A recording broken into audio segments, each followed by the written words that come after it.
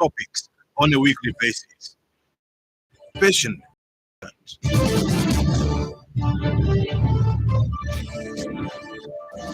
Very wonderful. Good morning and welcome to yet another edition of the Burning Issue. It's the Tuesday edition, and we are grateful that you could find time to tune in and follow our conversation. Well, we would like to also acknowledge the fact that this program is also live on our partner radio stations, and these are Tuta FM radio in Mansa on 90.7 FM, and also live on Spice FM radio in Kabwe, covering the rest of Central Province, that is on 91.1 FM. Also live on Wave FM radio in Mazabuka, covering the rest of Southern Province on 98.7. And here in Lusaka, we are live here on the Happy World of 5 FM radio on 89.9 in Lusaka and surrounding areas. But also note that we are live in Zambia, and also follow our conversation on our YouTube channel, which is 5FM Zambia. I'm your host, Zakaria. Today is Dr. Aaron Chansa, who is the Executive Director of National Action for Quality Education in Zambia. Now, I will later on also give you an opportunity to call in, interact with our guest, and as we'll be definitely talking and centering more on the education sector.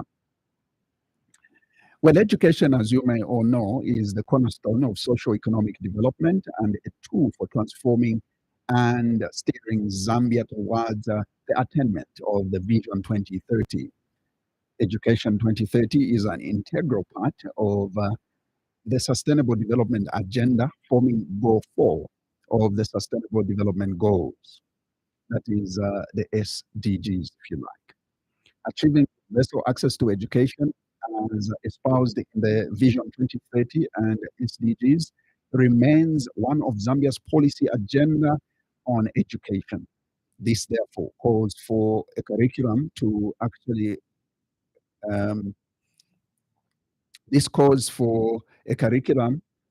to be relevant and responsive to the needs of the individuals, the society, the nation, and the global dictates. The Ministry of Education, through the Directorate of Curriculum Development, is actually mandated to review the curriculum every 10 years. And we have also seen one which has been reviewed. This also will be our center topic of discussion at some point during the course of this program. But for now, allow me to welcome our guest this morning, Dr. Aaron Chansa. Welcome to the Burning Issue, and it's a pleasure and honor to have you here. Thank you so much, Zach. I'm also excited to be on your show. Actually, this is my first time to be here. Indeed. Thank you for having me. Welcome. Please feel at home. Thank you. So, you and I will have a very interesting discussion talking about the quality of education in Zambia. And the organization sits very well. It's well positioned to give us an understanding of which direction this country is taking, this nation is taking, in as far as quality education is concerned. So let me start.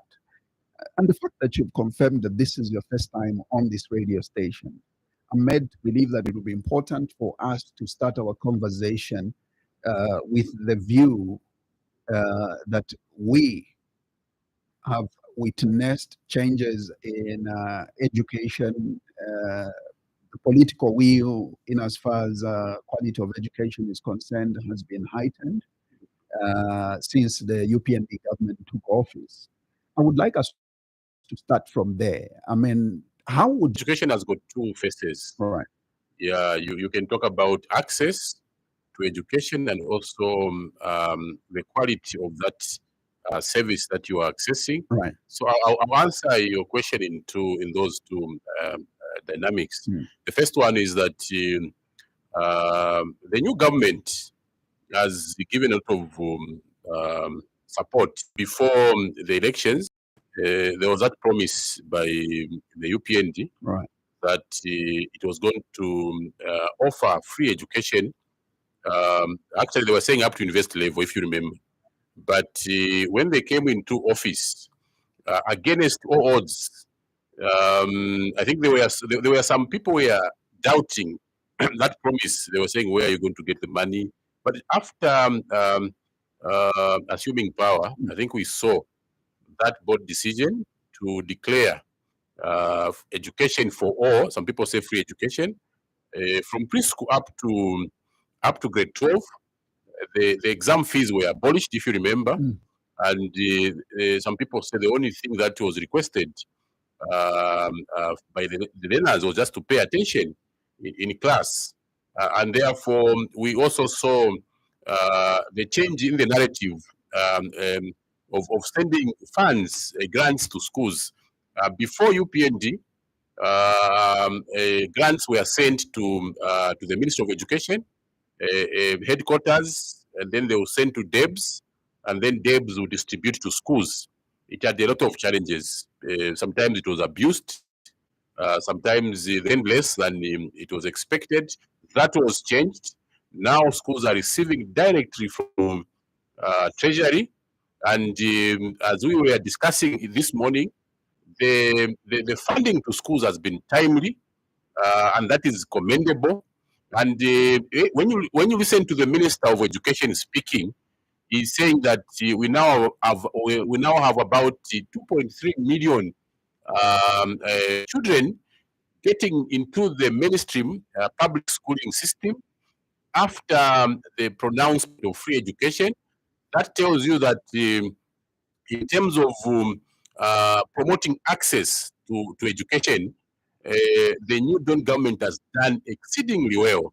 You see that classes are now overwhelmingly overcrowded, and that has also brought about the aspect of teacher preparation is increasing. Now, when you look at that aspect alone, you now start questioning the quality of the service that is being provided. Right. Because one of the ingredients of quality education is that the teacher must only handle about 40, 45 learners in a class. But today, if we went Zach today at Karingaringa, or even to Atasha in Kanyama, you find that some classes are even more than 100 learners, which is more than what is the standard. So in terms of quality, the quality has gone down because of the numbers. You know that some learners have been sitting on the floor. We've been campaigning from last year. We've been campaigning against that because we think that it's an insult. 59 years of our independence, we should never allow anyone to sit on the floor. Why is it that the children of ministers, for example, cannot go and sit on the floor while it's learning? Why is it that after 59 years of being independent, we must be discussing the issue of desks? We must be discussing issues of technology. How do we make our learners to begin to innovate? How do we give practical and vocational skills to our learners? How do we look at the issues of artificial intelligence? Not talking about a desk, but this is what we are seeing. We are seeing a lot of schools without a proper infrastructure. Of course, I've seen CDF doing something to take note, and I think we should be able to discuss that later. But answering your question, the issue of access, the government has done very well. The issue of quality, the government has done badly.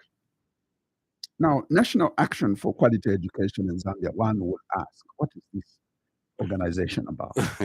Yeah, I was just explaining somewhere just this morning. Right. Yeah, because some people think because we are very aggressive the way we campaign. Right. Because we think that this country requires quality education, and without quality education, Zach, we should forget about sustainable development. So NACES was born in 2015. It's an NGO, not a union. And one of the things that we promised ourselves was never to be political. We are politically neutral. We have never supported any political party. And when you look at the way we look at issues, we look at issues that are very objective. We have drawn a line between politics and our advocacy. We have permanent interests. We have permanent advocacy issues. We don't care about who is in State House. As long as learners are sitting on the floor, we will speak. As long as teachers are not promoted, we will speak. As long as there are no books, there are no the computers, teachers have no decent accommodation. Those are permanent advocacy issues. So our advocacy is about the quality education.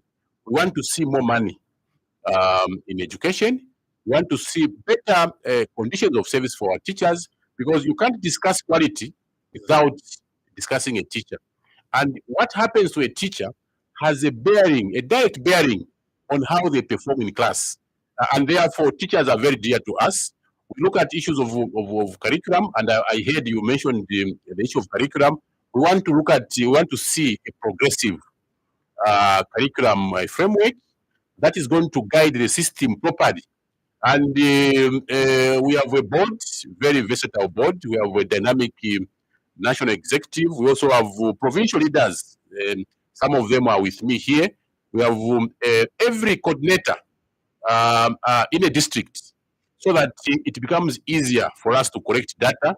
We also have thousands of members dotted across the country. We have connections at international level, supported at regional level, and I think that we have grown very, very well. The case now is very national, and so far so good in terms of our advocacy. But what would you describe quality education? I know you've mentioned a few components of what makes quality education, but someone out there would ask, what is quality education? You are asking as if you are in a case member, because just I think 2 days ago, we asked that question, because people can describe it in different ways. And when you look at quality education, it has got two components. It has the environment under which it must be provided. Right. Yes, you have competent and well-motivated teachers, proper infrastructure, assistive devices, a curriculum, a lot of things must be in place for the system to actually offer what might be called quality education. Now, quality education is not the process, actually, it's the product. For example, if you went to school and I want to judge whether you consume the quality education, I'll look at what you are capable of doing. What are you relevant to society? Are you responding to the needs of your community, of your country? Now, if you have, for example, the way it is now, where you have somebody leaving the schooling system at grade 12, first of all, they can't write a proper application letter. They have no skill. They are not employable. What do you say about them? So education also is not just about the academics. It's not about passing chemistry, physics. Obviously, if you are academically oriented, quality education must say that you must have competencies and skills academically. But if you are vocationally gifted, because human beings are oriented differently, they are wired differently. So that system of education must also allow these two groups of people to also flourish. If, for example, you are meant to be a bricklayer, quality education must allow you to actually must escort you to your destiny. You need to be able to build a proper house, maybe by the end of grade 12. If you are in that orientation, you must be able to make blocks. You must be able to do certain things that must solve problems of society. We are talking now about the fourth industrial revolution. We are talking about the 21st century education.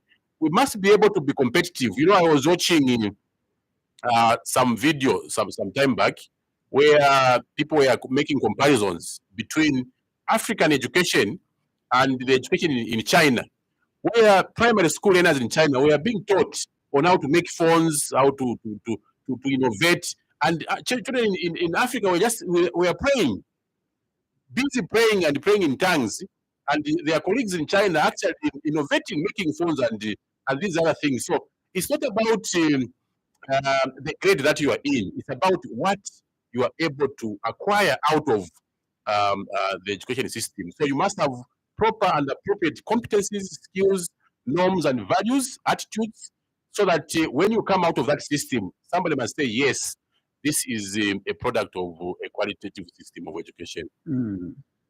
How is corruption and manipulation in schools affecting the education quality for our learners?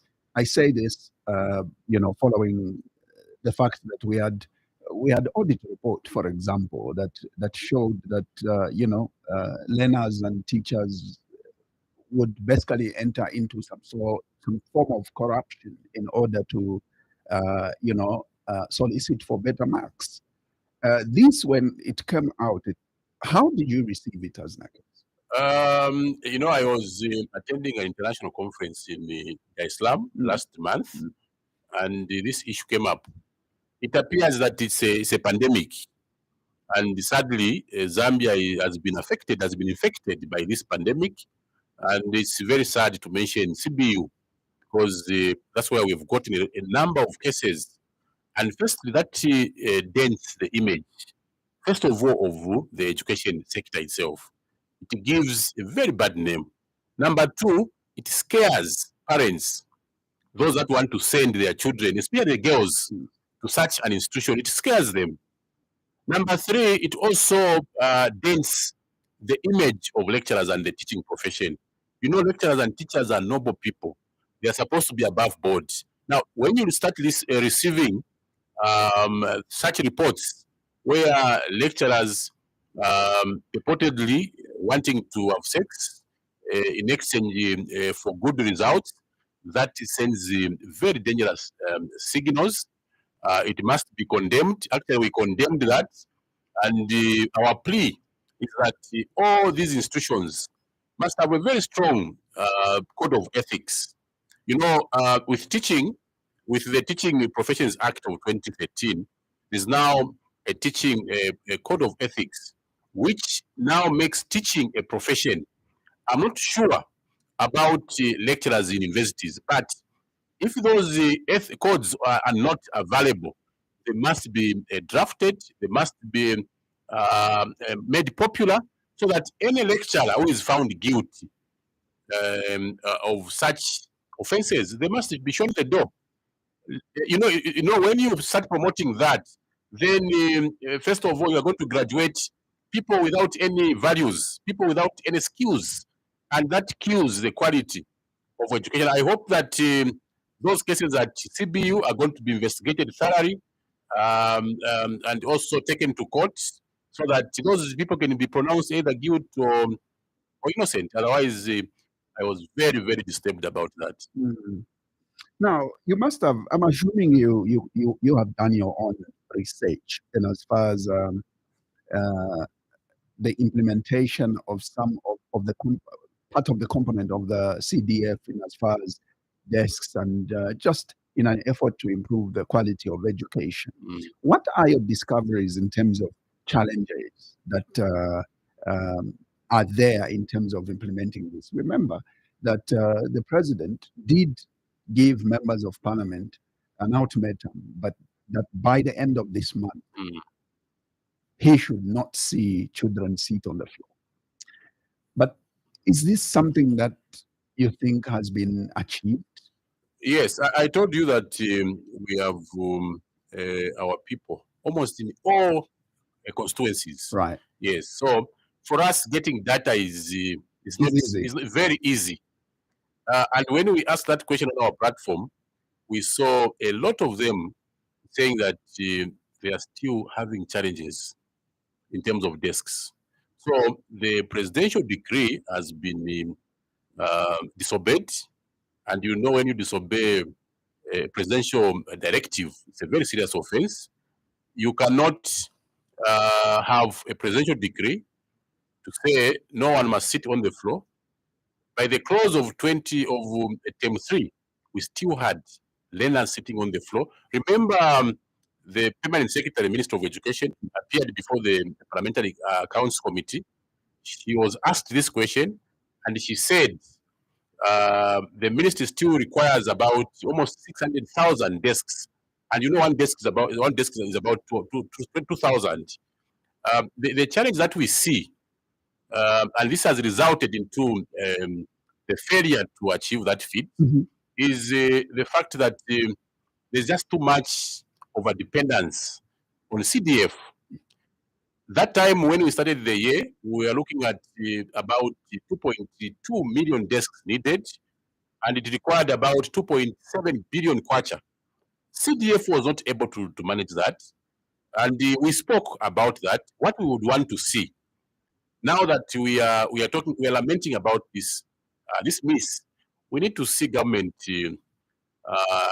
restructure the way CDF operates. There's just too much red tape. It is just too slow. It's one of the best units or facility that must be used to develop rural areas and also other parts of the country. You know, when you talk about 28 million, if that money was released, for example, in the first 2 quarters of this year, and allow schools to access that fund, we could have been talking about a different narrative now. We appreciate the initiative. It's very, very important, but the way it is being implemented, a lot of schools need that support, and we hope that government also is going to look at Plan B, because relying on CDF alone in a constituency is not safe. There are a lot of needs, competing needs at constituency level, and 28 million, even 30.6 million will not be enough. We need Plan B, and this is the reason why, Zach, we are now proposing that government must introduce education levy. You know that if you look at the way funding to education is done, whatever you see in the budget, for example, this year there was 23 billion kwacha. 90% of that money goes to salaries for teachers. Only 10% is used for building materials, and that is not enough. And that narrative is going to continue as long as we don't change it. So if you are going to have that narrative continue, it means that there will be no money to spend over other issues. So if we are going to have education levy, all citizens having a TV set, paying just 5 kwacha, we are going to raise almost 1 billion kwacha in a year. And that can go a long way to make sure that we have enough desks, we have enough infrastructure, and so many other things. So we have been campaigning for education levy. Today we talked about it. I'm talking about it today. I hope that one day we can have education levy, not TV levy, education levy in place, so that all of us must support. Because if we don't invest in education, we depend on government, there will never be a time when funds from the budget. Have you made those proposals? Yes, yes. Even today, I told you we had an event where we are making proposals. We have written and we have issued press statements. I think it's high time that we made serious submissions over this matter. I don't think that Zambians would be annoyed to just contribute 5 kwacha, even you, Zach. You can't be annoyed contributing a 5 kwacha per month towards education. It's for our own good. This is for the good of this country.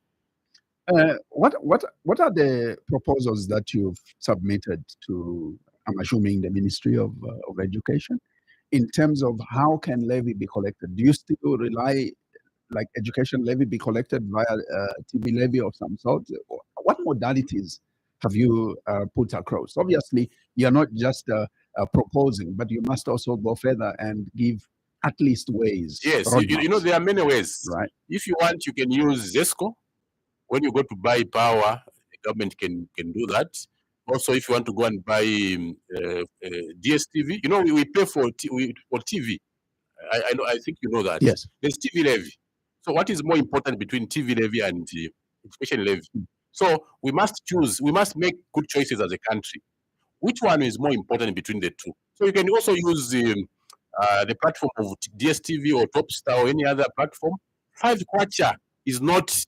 I know the economy is biting. Some people might say it's a lot of money, but let us make a very bold decision. Let us bite the bullet.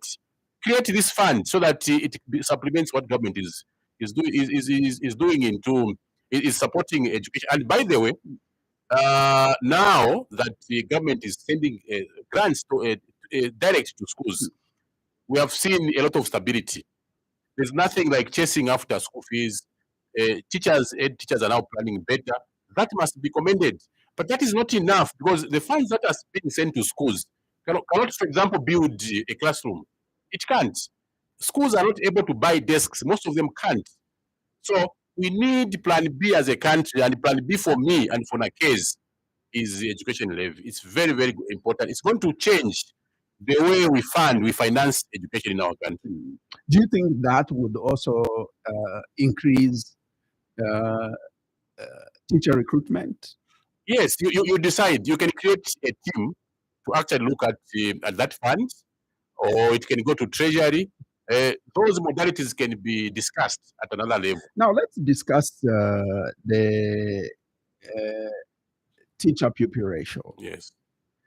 This is something that doesn't seem like will be achieved anytime soon at the rate we are going. Yes. I mean, what are the solutions to this issue? Because it's really a factor in as far as attaining quality education is concerned. You know, the biggest bottleneck to attaining quality education is lack of funds. If you look at a lot of international, continental, and regional educational binding treaties, even the SADC protocol of 1997, right, you find that they are actually requesting or dictating member states to spend close to 20% to education. Most of the African countries are abrogating that. You know why there is that demand for 20%? Because number one, education is the most important sector in any country. Number two, education, for example, in Zambia, it's the biggest ministry in government. We have close to 12,000 public schools. So you need more money into that sector. Next year, we are going to be about 15.3%. This year, we are at 13.9%. It is not enough. So the savior, the answer to your question is that government must increase investments in education, because if you don't have enough money, you can't expand classroom infrastructure. If you don't expand classroom infrastructure, then you can't decongest classes. Even if you employed 100,000 teachers without classroom spaces, where are they going to teach from? They will not teach anywhere. They will still find the limited infrastructure at school level. So in as much as, for example, we are very excited to see 30,000 plus teachers being brought on board. We also want to see much more investments through CDF, through education levy, and other sources of income to expand the classroom infrastructure. We went to Petauke at some school. We found more than 120 learners in a class. And there was no hope of that school being expanded. So even if you take 20 teachers at that school, the infrastructure will still remain the same. So we need more money, and more money in education. And for example, Zach, if you go to any country and the level of development of that country is corresponding to the quality of education in that country also. Look at countries like China, look at the tiger nations, Singapore, Malaysia, and Indonesia.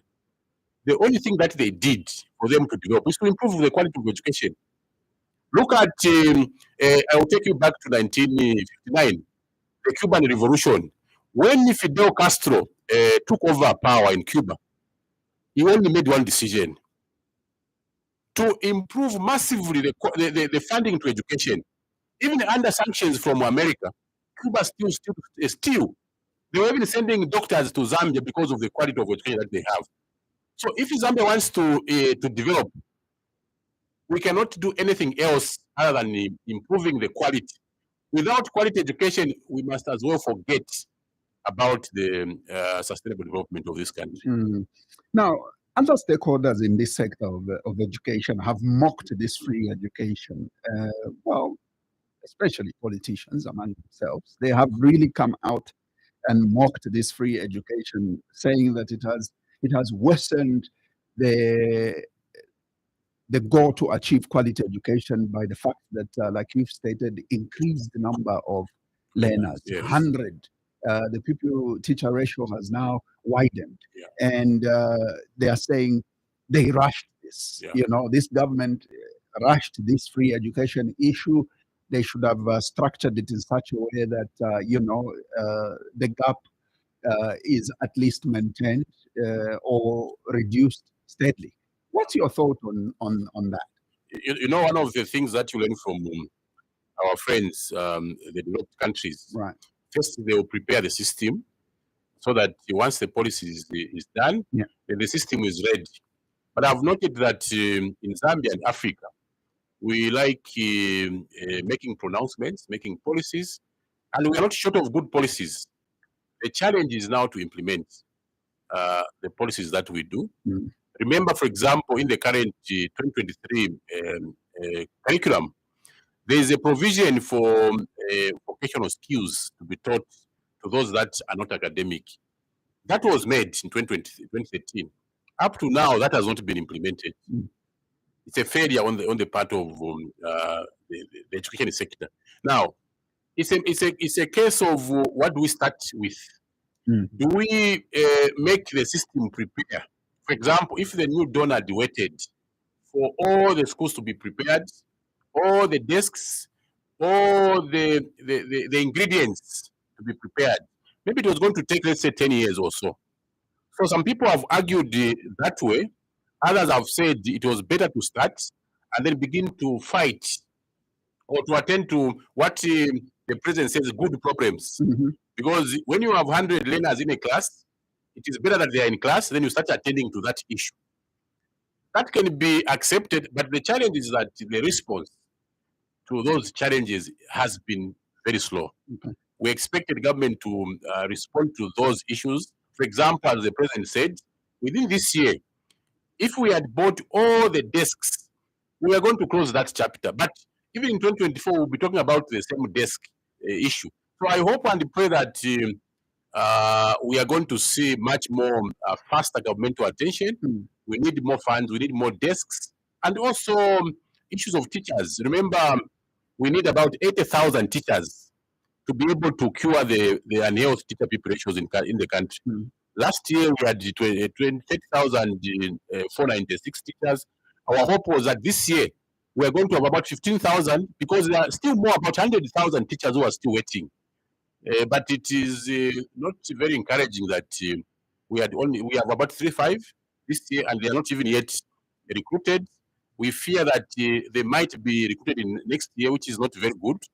And next year they're talking about 4,000 or so, which is also not very, very good. We expected much more bigger numbers, so that when you are expanding infrastructure, you're also recruiting more teachers to just make sure that the teacher people ratios are very, very much okay. Mhm.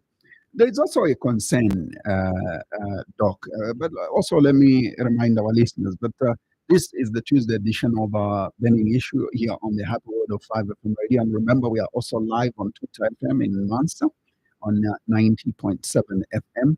We are live on Spice FM in Kabwe, covering the rest of Central Province on 91.1, and also live on Web FM Radio in Mazabuka, covering the rest of Southern Province on 98.7, and here in Lusaka and the surrounding areas, you are live.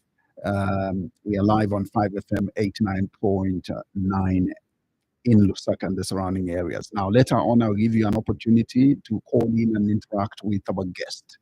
There's an issue whether I would like to know whether you do know that Zambia Revenue Authority does collect skills development levy every month.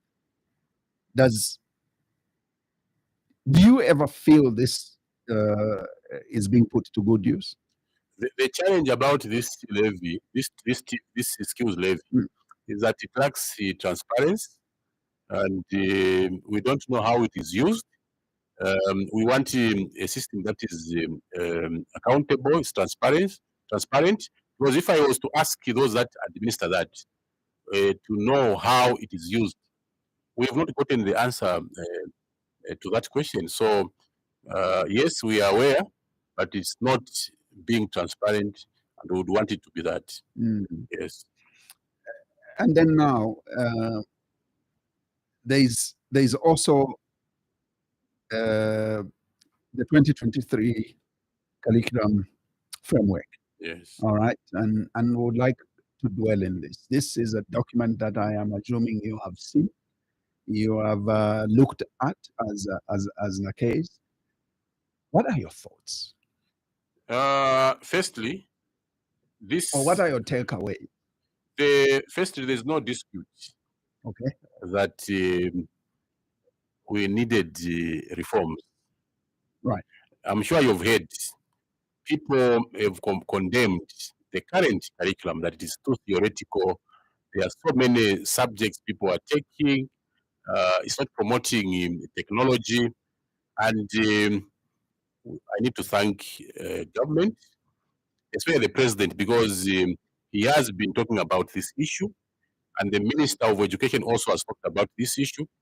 And one thing that I also take note is that last year, the Curriculum Development Center and the ministry called us and other stakeholders for orientation and also commencements of this process.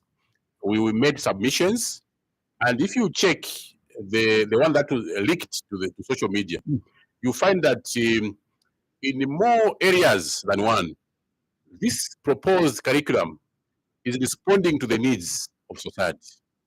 Number one, this curriculum is giving a premium on the early childhood education. You know, research has shown that any child who consumes preschool stands a chance of becoming much more better than those that don't. And this curriculum, as a result of consultation with the stakeholders, is giving that premium on early childhood education. In Zimbabwe, you can't go to grade 1 if you have not passed through preschool. And this is what we are trying to do here in Zambia. And again, if you look at the structure of subjects, they are only going to learn 3 subjects at preschool and also at early grade. In early grade, obviously, the number of years the number of years required for one to go into grade 1 has been reduced from 7 to 6 years. Even the number of years to spend in primary education has been reduced from 7 years to 6 years, meaning that learners will be writing the exam at grade 6, and then there will be some assessments that will be done at grade 1 and grade 3. These quality assurance mechanisms are very, very critical, because if you want to improve quality education, if you want to improve the quality, you need to make foundations very, very strong. So our view is that if you write that exam in grade 3 and you don't know how to read and write, you should not go to grade 4. And then something else to note and be happy about is the fact that there will be no automatic progression to grade 2 from 1. Remember previous years. And you need to help a lot of our listeners understand that. Yes. I think there is a lot of debate and misunderstandings around that automatic. If you can take some time and just explain what that means, we'll appreciate. What it means is that previously, anyone who wrote grade 7 went to grade 8, which was very, very dangerous. Why so? Because you know, even now, I took you to one of the private government schools, it's not unusual to find a grade 8 who can't write. They can't even write their name properly, and they're in grade 8.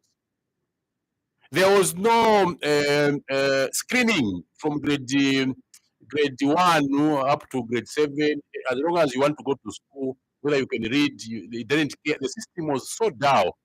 Didn't care about your quality, and the people were boasting about the numbers.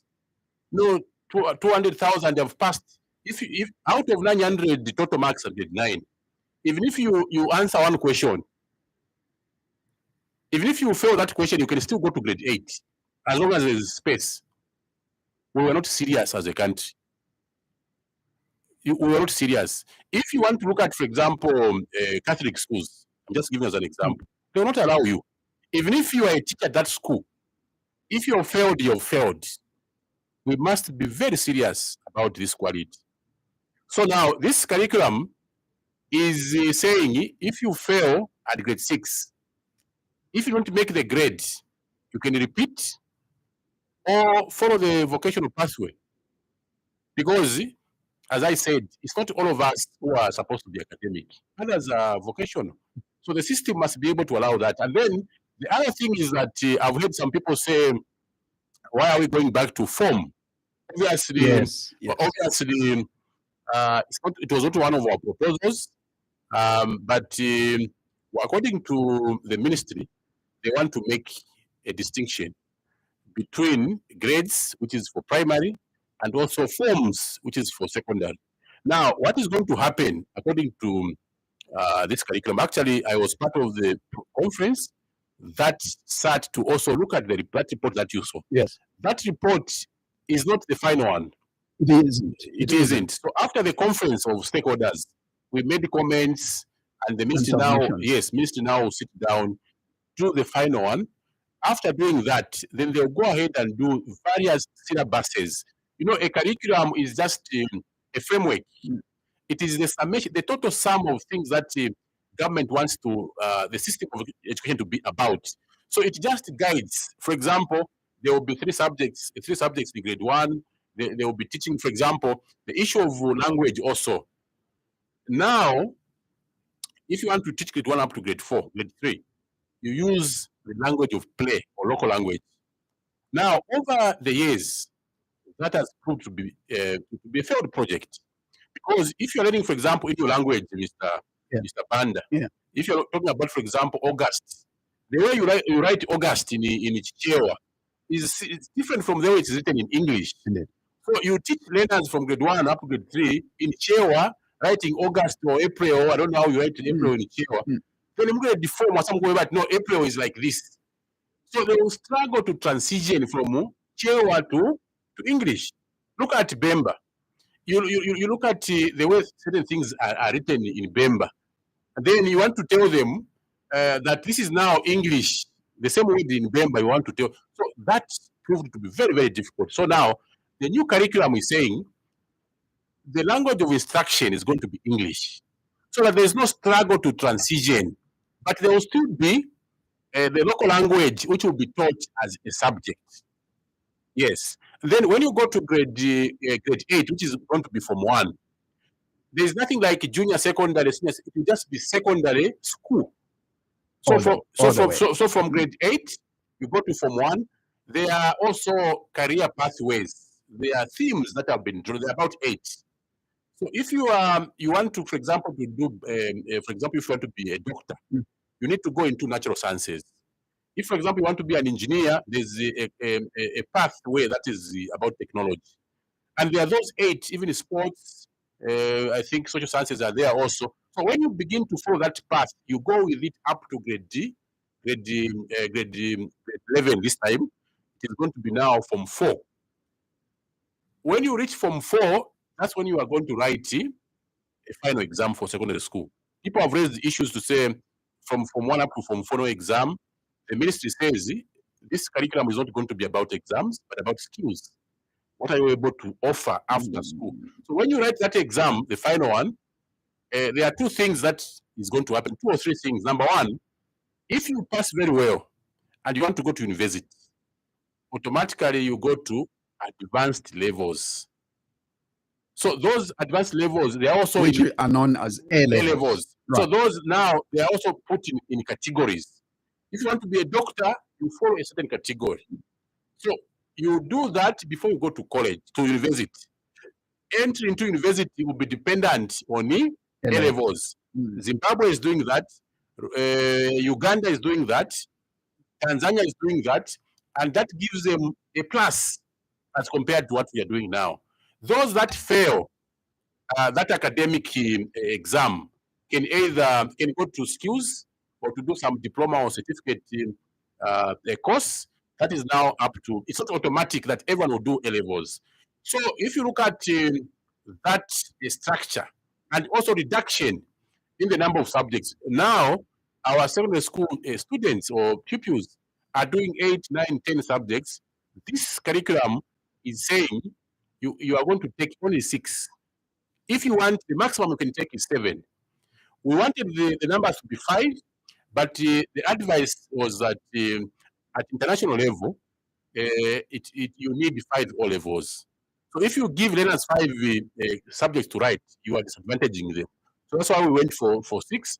But the complaint which we are making and which we made at the conference and which we continue to make is that curriculum development is a very, very important undertaking. Right. You are shaping the future of a country, but the ministry has not engaged the public.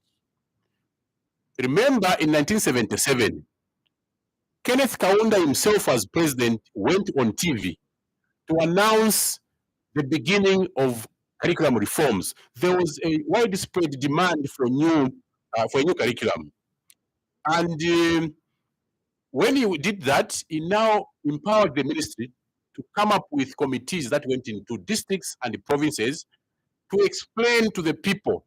I was reading a comment from former minister, Honorable Mabumba. He was pleading for the same. You can't do a curriculum reform. What we are doing is a reform. It's not a review. We are fundamentally reforming the current education system, and you can't do that without going back to the people, the owners of this curriculum. I also read something from Dr. Michael Kayingu, again, the former Minister of Education. Yes. He was saying the current system, the one that we have now, is very good at producing people who can just speak English without skills. What we want now is that government must find money. Now, surprisingly, again, if you check the Yellow Book for 2024, there's no money for curriculum development. In the budget. There's no money, yes. So our worry is that how will government implement this without budgetary support? And this is the reason why we are saying in the first quarter of 2024, government must prepare a supplementary budget. You can't do this process without funding, because next year, apart from printing syllabuses, the government will need money to completely change the textbooks. These old textbooks are going to be old. Meaning libraries and schools need to be updated. Yes, because even the subjects will be scrutinized. Those topics that we think are useless will be done away with. So we need money. Do you also, at this point, need to have a conference, probably, or teachers need to equally be updated? You know what I mean? In terms of bringing them up to speed with what the government intends to do in that curricular change. I'm aware that the Curriculum Development Center went to some places. I think it was early this year, where they met a few teachers, a few learners, but that was not enough. No. We need to have programs like this one, where the ministry must feature. We need to have TV programs. We need to have TV adverts, flyers on social media, physical engagements with the people. You know, people will only appreciate the importance of these changes when they are engaged. One of the failures of this current curriculum is that teachers were not oriented. Teachers were not oriented into the 2013 revised curriculum. It would be disaster, it would be suicidal if that failure is going to be repeated under this. You know, that's why I was saying we need education levy. This curriculum is very ambitious. It requires a lot of money. For example, to build or expand schools that will be offering A levels. Right. People have asked, for example, in Kafue, where I come from, which school in Kafue is going to accommodate A levels? Because if you look at, for example, Rikasa, it is very small. If you look at Namoye, Kafue Day, Kafue Boys, they are all very small. Which school is going to be teaching A levels? We have enough teachers to teach A levels. People have gone to school, but the challenge is that where will be the A levels be taught? So we need a lot of money. If there is a time when education must receive a lot of money, it is this time. Now, you explained very well in as far as grade 8, for example, is concerned, grade 8 to 12, that will be definitely, there'll be no exams in between, but then there'll be all these, if a student is interested in being a doctor, they, you know, then you take a particular path. Desire is one thing to become a doctor, but career guidance at this point plays a very important role, because then a teacher is able to tell desire and performance. Do they match in this student? And that's where career guidance comes in. Yes. Is it there in this equation? I'm starting to announce that that department, we used to call them career guidance. No, the careers master. Careers master. That's what we used to call them. Yeah. I was at Mungu Technical in Kasama, and these people would come in our classes. They had a timetable to come and talk to us. For example, me, Mr. Mbao, who's our careers master, told me that I was supposed to be a lawyer, and he told me which subjects I was supposed to do. Those that he guided. Of course, I'm not a lawyer, but at least there was some guidance. But now, that department technically is dead. There are very, very few schools in Zambia where there's career guidance and counseling. The reason is simple. Number one, there's no motivation for such teachers.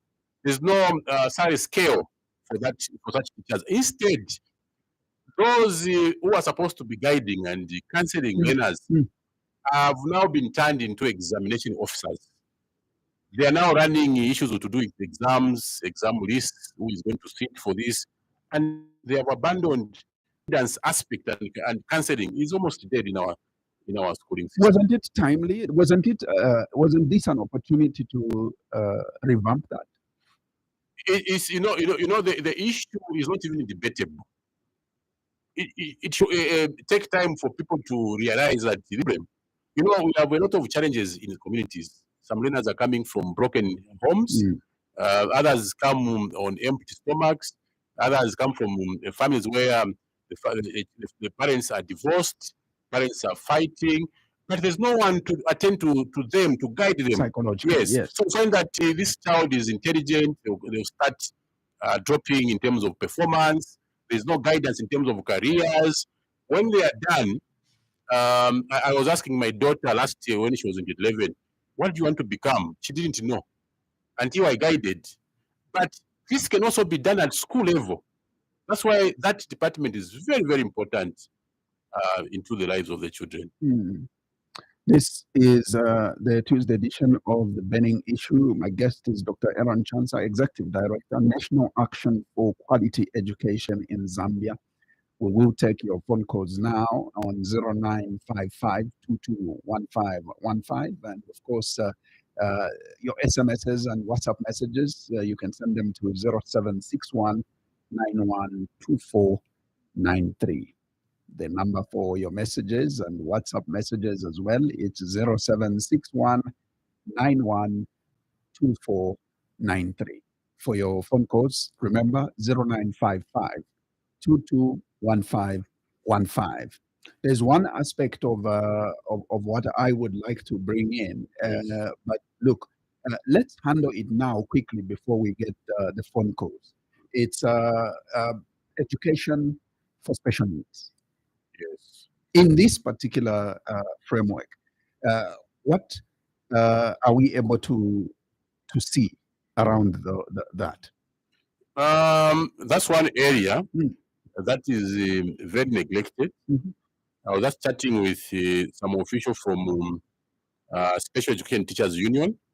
There are a number of areas, issues that need attention. Number one, a lot of schools are not conducive for children with special needs.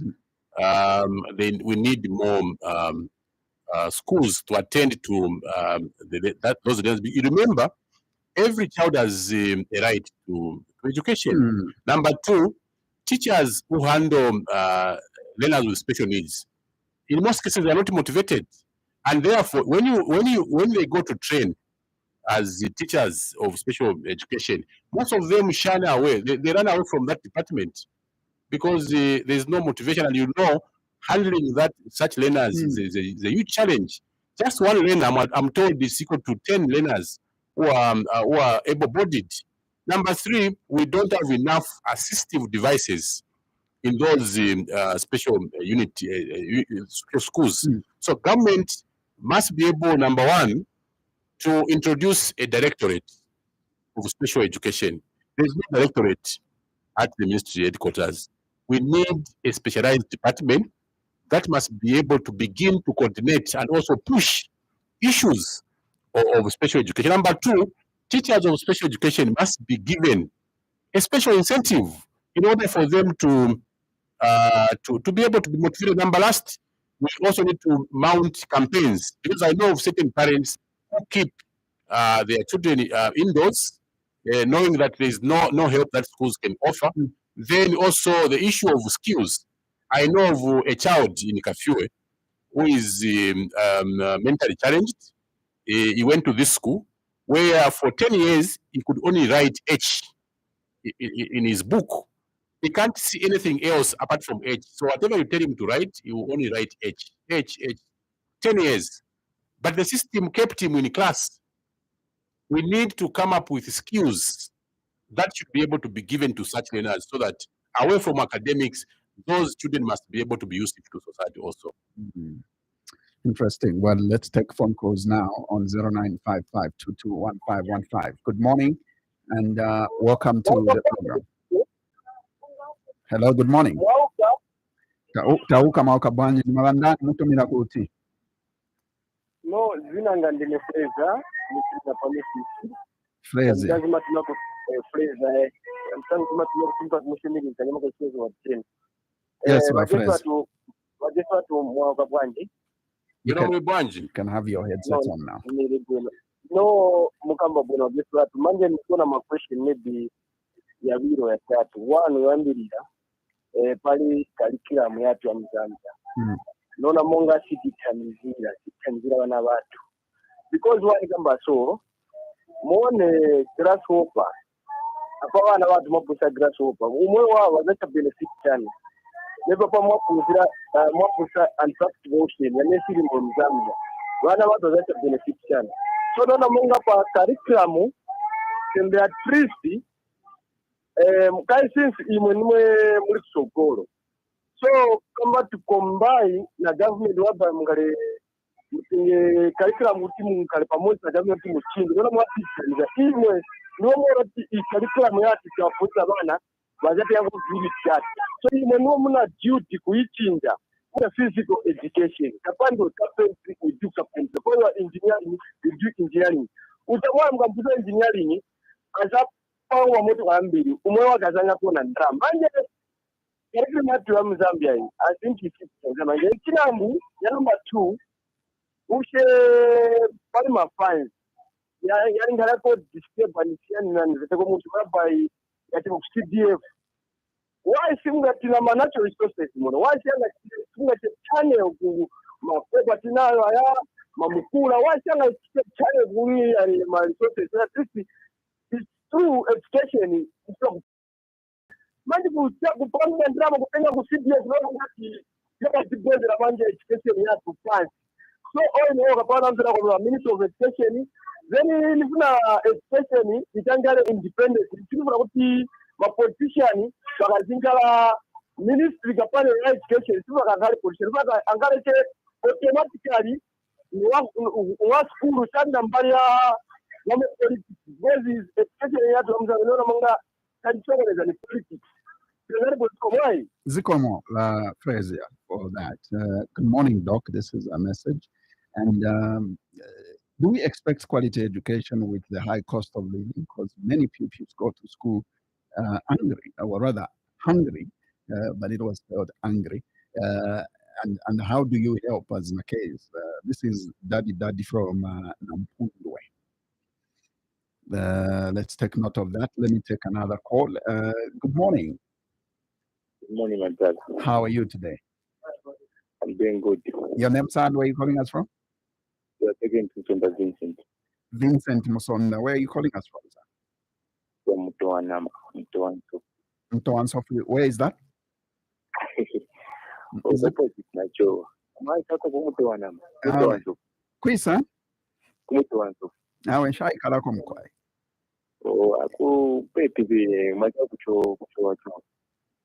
Okay. Anyway, Kukabwe. Okay. Mkwai, kulishani Kukabwe. Mkabwe na mulifebwe nikatishi kumwe kulishani. We kuno kulifebwe nako ide tona fida fina pano no pano. Pano no mwantu wa kwa leza de somo avita no ruse. Mkwa. Province Center chani ya. Ya shina riwa masani eri. Na riwa masana. Nomba hii manji shinda wanda kashi. Ndiko kama sikiu mwantu wa kwa leza. Kiyo. Na kuskuru bakere kama ya sikiu. Ndiko kama sikiu za Kristi, na kiki. Abashani. Ati tukwa mbiko twasambira sirine agirika ko yakukopera bibakarika ndari mara bapine kame tureshira mu kulima manje ko bati ai kai yako ati ngasinda kunani mo idea na wanga titira batero soko tukanshisha ko soko kutusta kutunyako ai mona so yo feel man chikonka je ko ati ya makasane watu yashi ile miranda kia feel ki ndio tulinje ndio kwa ile ni bonge la kozi wote ko tego ndingra pa ko wote kumarishwa abantu beta bakutana kusana ndio feel wa hiyo ndio kama straight ya so kama vipindi masikiza hishi na yena odo mali jazo pa ground hayo ndio ndio kwa kwa awame nimetoka access amone ndio bila sana sana sasa kila sana mwapi wombe wenu atashaba Vincent mutandara kwa wenu mkwai. There you have it. The number again you're calling us on is 0955-221515, or indeed send us your message to 0761-912493. Let's take another call. Good morning. Good morning. How are you today? No major breakdown, you and the fear. Professor I'm Mwale. ambassador for persons with disabilities and also recipient of the insignia of honor conferred upon me by President Hakainde on 24th of 2021. I've just tuned in, but one thing which impressed me was the guest. Is Mr. Who? The guest is Dr. Chansa, Executive Director of National Action for Quality Education in Zambia.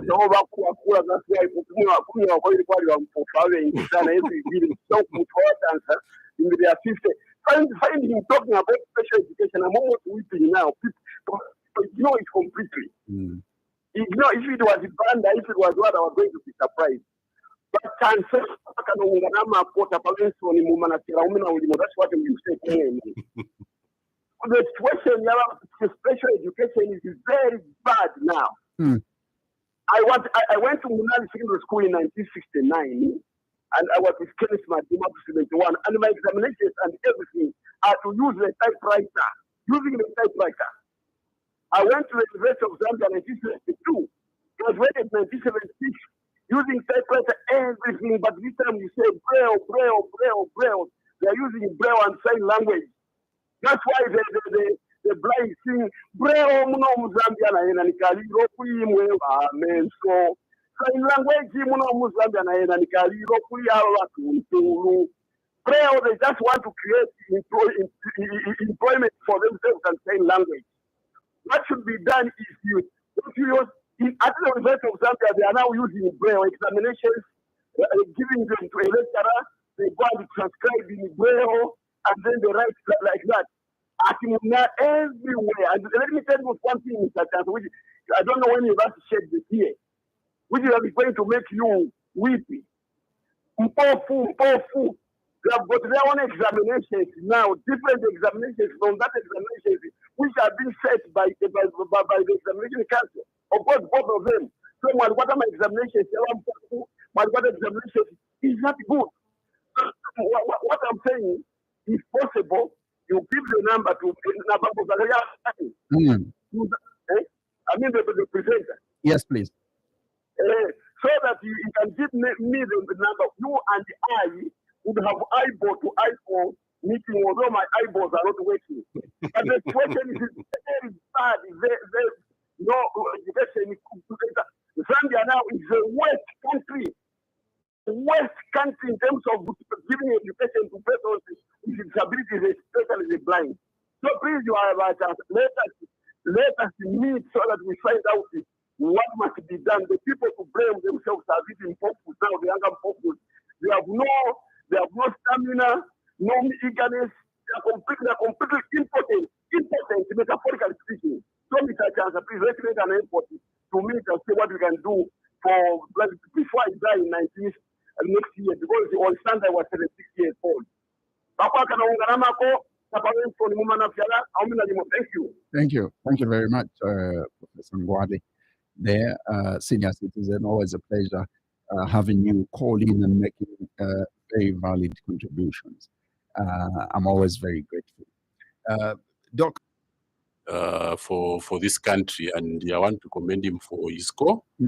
Indeed, the situation is very bad, and we don't need to beat about the bush about something which is very straightforward. I'm humbled for the extension of the invitation to that we meet. If he's listening, I think we can meet now. We can meet after this program. I'll give you his number. Yeah, I can drive to his place so that we chat. You know, we don't need to wait to share ideas. So thanks a lot. I'll come and see you just after this program. But Frazier from Mrs. is also condemning the current curriculum, and I join him in condemning. But obviously, it's not that this curriculum is very bad. I talked about the pathway for vocational skills, which has not been implemented. So sometimes it's not everything that is bad about the current one, but except that the implementation has not been very good.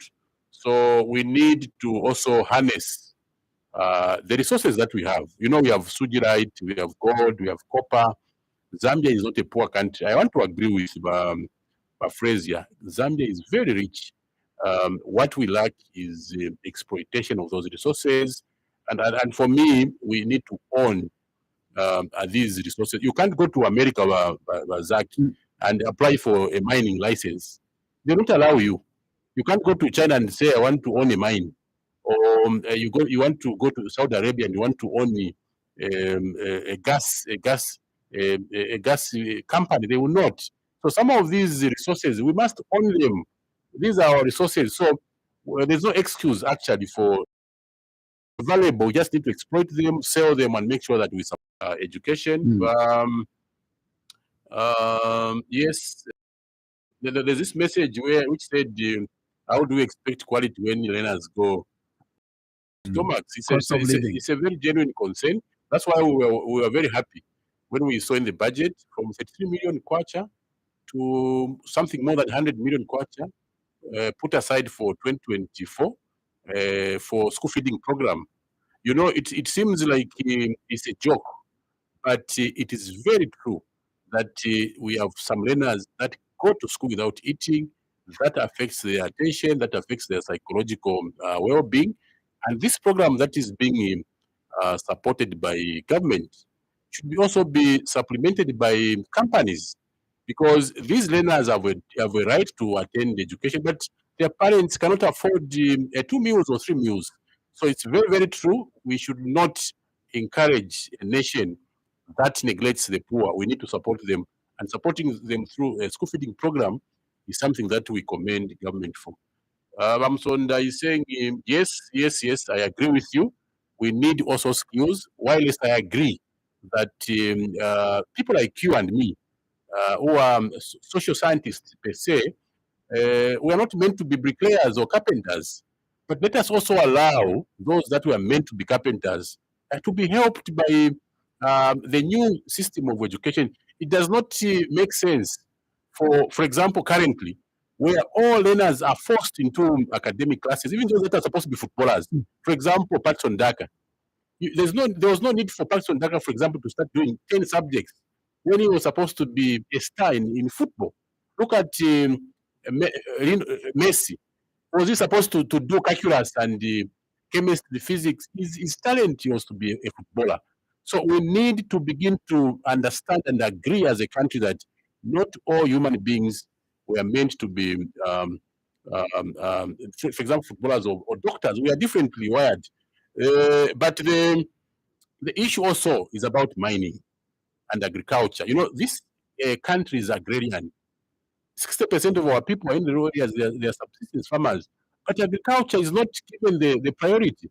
That's why somebody was saying that a country where English is compulsory and agric is not Is an option. is an option. You have people speaking English, but they are hungry. In Zimbabwe, for example, agriculture is compulsory from grade 3. They want to make sure that everyone appreciates the value of our agriculture. We want to see the same in Zambia. Mining. This country also, it is dependent on mining in terms of exports and also earning forex. But you find that we don't emphasize, we don't teach. Our learners don't know anything about the geography of this country, where the mining is. I was in Siavonga in August. I was told there's gold in Siavonga. Then I asked a few citizens in Siavonga. They didn't know that there was gold in Siavonga. So we need to begin to localize our education, teach our learners about mining, how to mine, the value of mining, the minerals that are in Zambia, so that when they grow, they must know that this country is not poor, but very rich. But I also want to thank these callers, and I know that many more are itching to call. We need to get involved in education. Let me give you another one. We've got, first of all, just to confirm with you, I've got Mubuka Libuku, who is listening from Katondwe in Luangwa district. We are very grateful for that. Let me take some more calls. Good morning and welcome to the burning issue. Please give us your name and where you're calling us from. Yes, Zakaria. Yes, sir. How are you, Zakaria? I'm very well, thank you. And how are you, sir? I'm okay. What is the name of the guest? Our guest is Dr. Aaron Chansa, who is the Executive Director, National Quality for Education. Your name, sir? Yeah.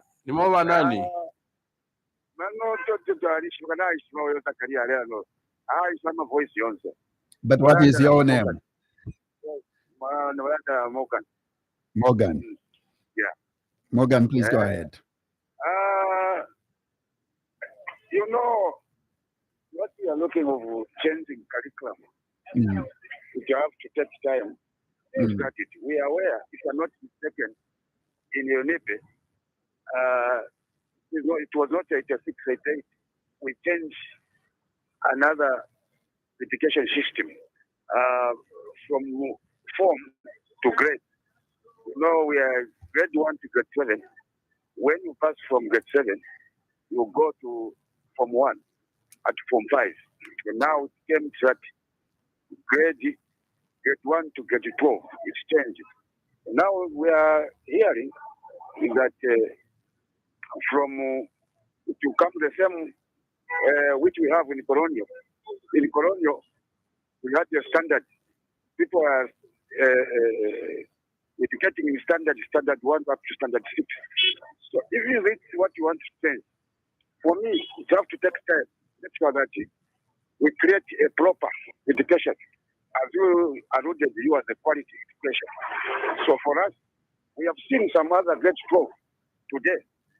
They don't know how to read properly. That's why we have poor performance in the other offices which we have. We need people to educate more. If you were a professor, you say, how did you become professor? What do you know when you become a professor? It shouldn't just be a name of professor, a doctor, which doesn't know anything. We need quality education. The doctor has respected through the education what we learn, and you bring to the people. Also to educate from doctrine which you learn.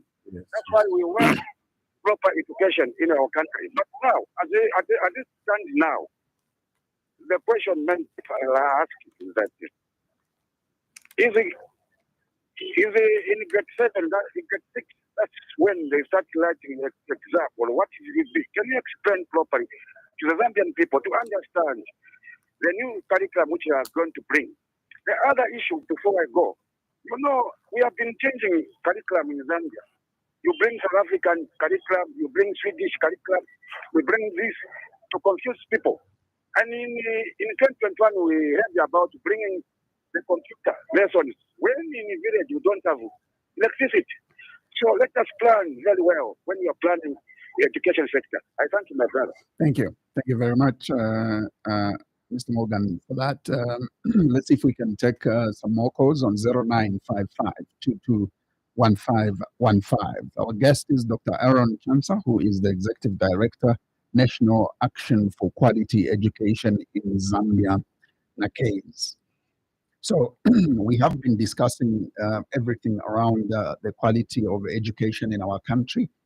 We looked obviously at the background, the current, and how the future looks like. And the future is obviously in this very National Education 2023 curriculum framework. And we are looking at it. But just take note, Doc, that there is an emphasis from Morgan that you need to explain again. I think it's on the issues of progression. Let's take another call. Good morning. Good morning. How are you today? I'm fine, thank you. How are you? I'm fine, thank you. Your name and where are you calling us from? This is Chibwe calling from Kalingalinga. Chibwe from Kalingalinga. Please welcome and please go ahead. Yes, I wanted to find out from the panel there. Yes, when they say A-level, Form 5 and Form 6, are we going to have the same standard A-level that we see in Zambia? Or we are going to just wait A-level, but the exams are going to be prepared by Zambians? Is that all? Yes, and the other thing is, because I've mingled with people who've taught A-levels. Yes, I have a degree myself in physics. So when it comes to the A-levels that I know, I feel like there's a lot that we have to invest in. When it comes to the books, required, labs and everything, I feel like there's a lot that the education is, like there's a lot of resources that's being demand the A-levels. Yes. Thank you very much, Mr. Chibwe, for your contribution and indeed your question. Thank you. Great. 0955-221515. I'll give you another call on that same number. Let's see if we can pick this call. Good morning and welcome to the program. Good morning, sir. How are you today? I'm all right. How are you? I'm well, thank you. Your name and where are you calling us from? This is William, and I'm calling you from Kabwe, Zambia. William from Kabwe. We are very grateful, William, that you came through. Please go ahead. Yeah, I don't know if this radio station because I've just come closer to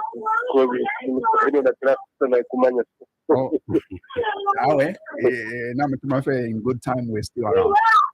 Okay.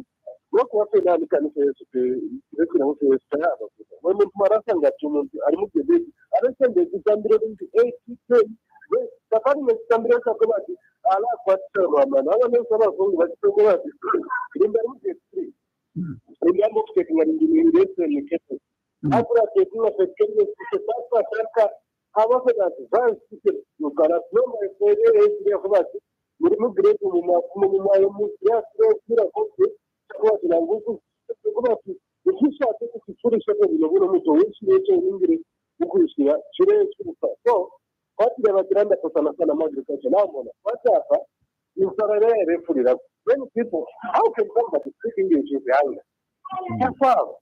So, in Samakala, particularly agriculture, and money, and the way I can emphasize what is agriculture. Agriculture that's one of the problems. Go either state of what is somebody that a family of a second, what is the minimum of a good thing. It's just a curva to somebody that goes to a program and to Mona, but that's a benefit of a good, but their program on there is agriculture,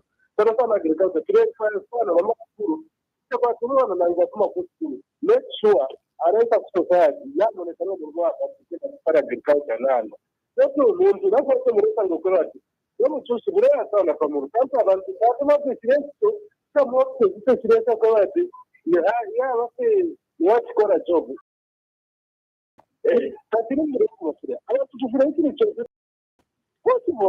what agriculture na mandi barabara kisepo sana katika mbele za agriculture ikiwa sana advance kwa shida ya chwewe na Tashama William. okay. There you have it. Albright Mutwale on Facebook says, "Good morning, Zach. Our guest is speaking very well. Good morning to him." And can I take one more call and then you can respond? Good morning. Welcome to the program. Thank you so much. Good morning, the guest. Good morning, sir. How are you? I'm all right, thank you. You are talking to Uncle Gift. Uncle Gift. Where are you calling us from, Uncle Gift? 15 miles. Great. Please go ahead. Thank you so much. Yes, Mr. Moderator, I think I'm going to say, my question about guest. I think in fact, the nine and day concern young. You see, it's 7 to 5 cents. Okay? Then, despite us having 5 senses, then what passes my subject is 8 or 9. Did that have it? Sense emoji is it not subject emoji? Subject emoji. Sense emoji is subject emoji. Like that, Mr. Moderator, the guest there, you are going to see with mindset Zambians which are developed. The reason why I'm saying this, currently, the education system we have in Zambia today does not promote thinking. Right. It only promotes remembrance. That's why you find from 1 to 12, grade 12, this time, still nothing. The only job I'm going to say is like 12 of Zambia, shop right, airtel money, you understand. The reason why the education system is very, very useless, the one we have in Zambia. Whereby, honestly speaking, how many times my Muslims lined up with mosque? Which one is the shortest verse in the Bible? Nanga mosquito ananendo ingate. Nishitobwa nizondoka ngene. Nikaziva inakuti mosquito na mendo 7 nizongena nishitobwa. You've seen that. So if na education system yamene mu grade 5 mwana decide turuna wananga muchika identify kuti uyu mwana kulingana mwana kambi sikira maninga kambi afunika kukhala journalist. Wafunika kukhala tani. Then from there the subject in the subject verifies I am mwana pada after grade 12 which no kupya. University and after 2 years are sitting. For example, I'll give you an example. I've been sick several times. Look, in the hospital, one of the normal son of Mansa, Pinda Mula, Suka around the Paka trip. It's a course we are taking 3 years. It's a course which is there is a problem. Suka one to grade 12, but the problem is cool. That's why I'm trying to spend my years in college for nothing. My own So please, if you can't do any. You have the capacity of changing things.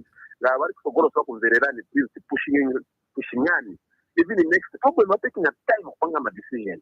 Even the next year, this thing next year 2024 if they can change. But to some of the very basic to some of us who put the Nishaka, who put a mosquito, when you get voice is out. But see my program very training to one of us anyone and on. So please give me 1 minute. How to become a good worker of mine. One of them is but there's a subject, Uja. There are many people how to discover minerals from 1 to grade 4. But in my subject, they are learning how to discover minerals. One of them there is no subject. You understand? So what's happening? There, they are training them to become good workers, good bosses. And here, we are training our kids to become very good workers. And at the end of the day, you give them a salary, which is a bribe. They can't think anymore. So, thank you so much. Please push for us. Even failure from generals to the variation in the failure education system. That's why you can see even the politicians, when you put them there, they have stopped thinking they are now using remember. They want to remember what they promised their people, and once they don't fulfill, then they're called failures. Reason why they don't have the capacity of thinking because of the education system we have. Thank you so much. Thank you. Thank you, Uncle Gift, for that. Do you like to respond? Yes. Let me also just give you a comment on Facebook from someone who is in Kenya and says, He's actually James Wabomba Wuyumbu. He says, I'm in Kenya, and going by the subject of discussion, all I can say is that many times speakers have bright ideas, but implementation process has always been the problem. Let's hear you respond to some of those calls. Yes. I'm itching to to join my fellow Zambians in demanding for a better system of education. I've heard the passionate. And they are similar. Yes, very passionate pleas. You can tell that what we have been doing is very, very wrong. Our people want something better. I was just laughing.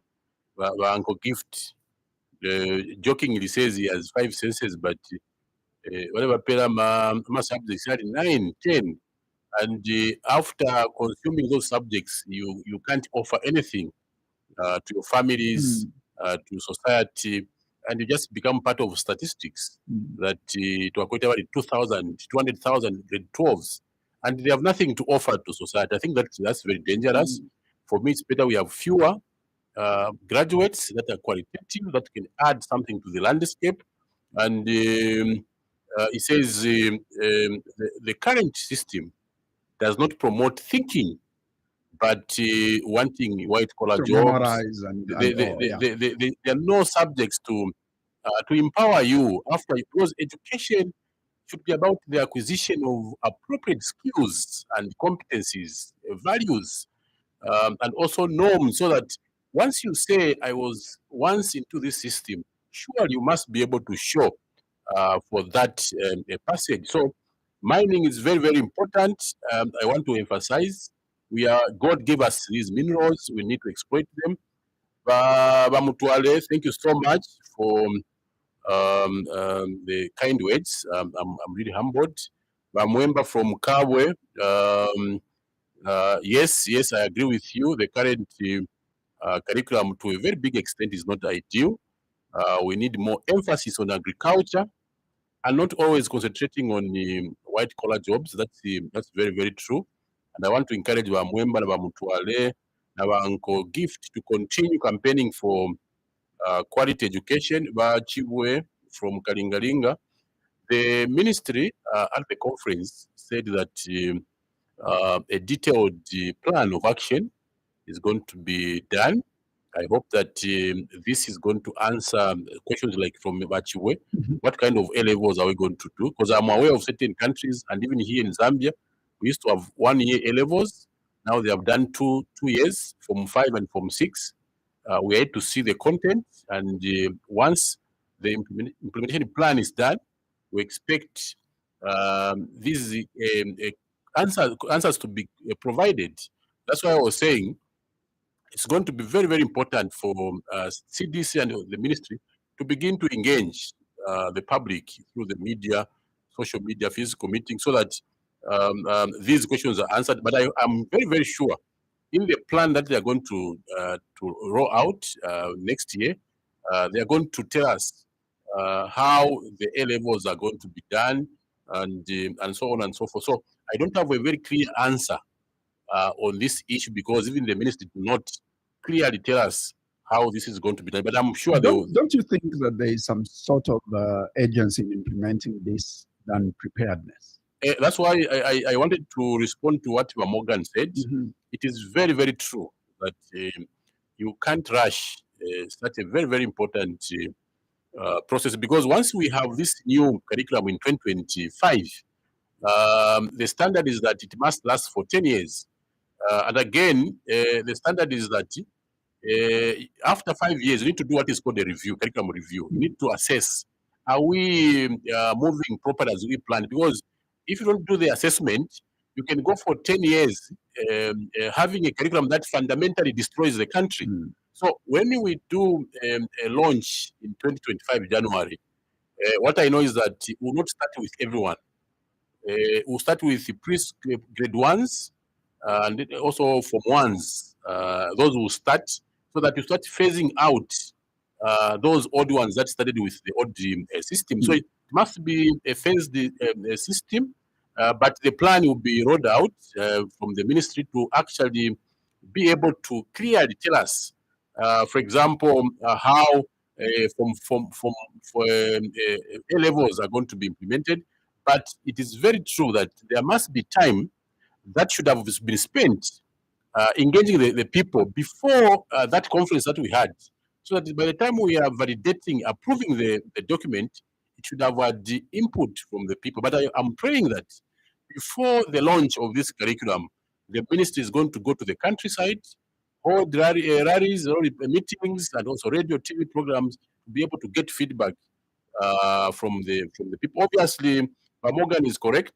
Most of the grade 12s that we have nothing to show for what they did at school. Most of them can only do what they are told. They can't innovate. They can't create. We don't have innovators, and we are not stable. Also, it's very, very true. You know, when you look at the history of education in Zambia after 1964, you find that we are not independent educationally. We want to get whatever the donor brings. We want to even for example, the issues of redress programs. We have a number of redress programs in our schools, and at the end, we are not stable, not consistent. When you go to Japan, for example, even if you have $1 trillion, you can't go and introduce a new system from what they are already doing. So we must have our own independent system that we think, once well implemented, should be able to produce quality graduates, not where a donor comes with $4 million, they want to experiment on our learners, and we agree. We must be able to guard against that. Obviously, Mubuka, thank you so much from Katondwe, from Luangwa. We appreciate our viewership. Indeed. Doc, we have to come to a close. Your concluding remarks. I want to invite the government to look for money for the curriculum development process. There's no funding in 2024 in the budget. That's a very serious omission. So we hope that there will be a supplementary budget or plan B. We want to see that. I also want to commend the president and the ministry for initiating this process of curriculum development. It's a very, very important process. The document so far is very good. All what we need is to explain to the people. I also want to thank the callers for the support to education. I also want to thank 5FM for inviting me. I've really enjoyed my stay here. Thank you so much, and good day. You're welcome, Doc. And well, that was our guest, Dr. Aaron Chansa, the Executive Director, National Action for Quality Education in Zambia. And thank you once again to you, our callers, and those listeners who did not call but took interest in listening to this particular conversation. And thank you more so to our partner radio stations, Tuta FM, Spice FM, Web FM, and indeed 5FM for obviously carrying this particular program live. We will certainly be back on Thursday with the Thursday edition of The Burning Issue. From us, it's bye-bye, take care of yourselves and more so of each other. Tune in next week for another edition of